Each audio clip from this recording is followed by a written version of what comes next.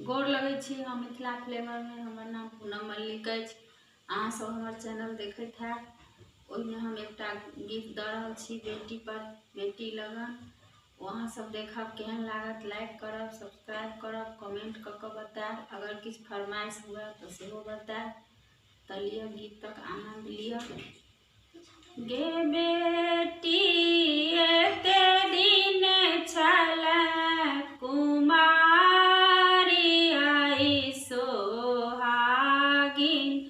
बनबे गे बेटी एते दिन छलै कुमारी आई सोहागिन बनबे गे।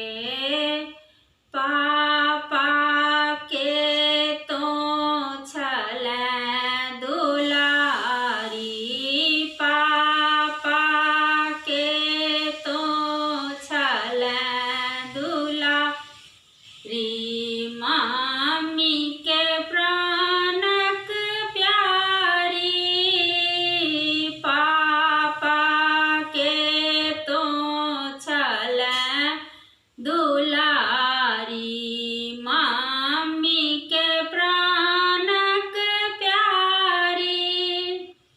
चाचा के तो आँखि के पुतली, चाचा के तो आँखि के पुतली, भैया के राज दुलारी, गे बेटी सोहागिन बनबे ना।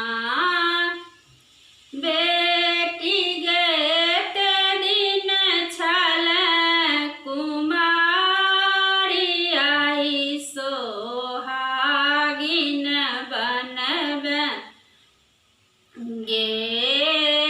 पुतली पहिरबे पटोर पहिरबे, पुतली पहिरबे पटोर पहिरबे, सिंदूर पहिरबे गे। गे बेटी सिंदूर पहिरबे गे।